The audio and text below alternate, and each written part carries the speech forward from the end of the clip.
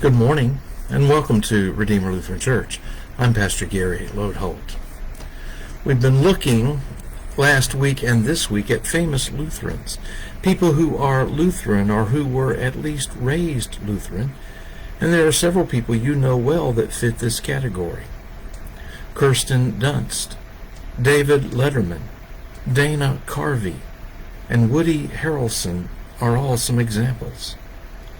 However, the famous Lutheran we want to look at today is one you might be unlikely to have heard of. Last week we talked about Henry Melchior Muhlenberg and how he was so important to establish the Lutheran Church in the American colonies before the Revolutionary War. But there is someone else who played something of a similar role right here in South Carolina. I'm talking about John Bachman. Bachman was born in 1790 and after being educated served St. John's Lutheran Church in Charleston for 56 years. And that alone might sound like enough to earn some recognition. But Bachman was more significant than that.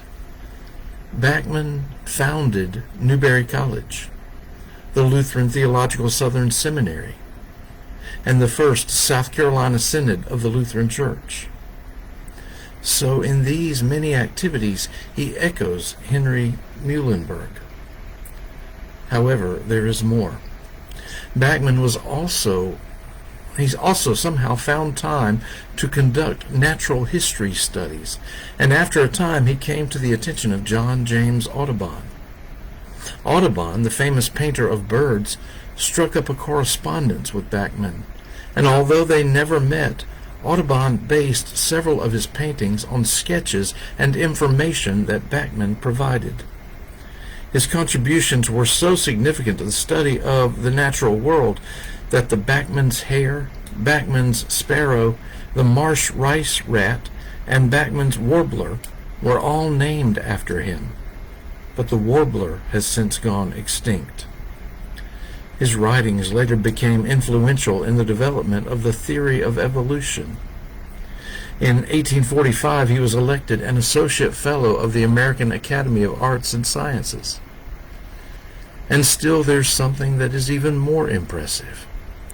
Bachman was a social reformer who ministered to African American slaves as well as white Southerners, who used his knowledge of natural history to become one of the first writers to argue scientifically that blacks and whites are the same species.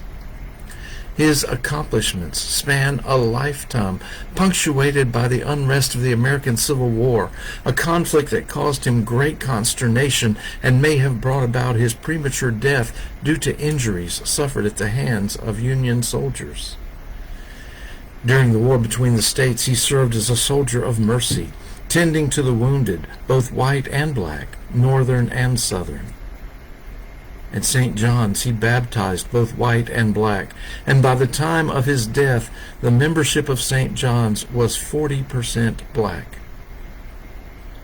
So there you have John Bachman, an educator, a scientist, a naturalist, an activist, a social reformer, and a pastor. You might not have known him before, but he's worth knowing. Thanks for watching, and remember to let this day belong to God.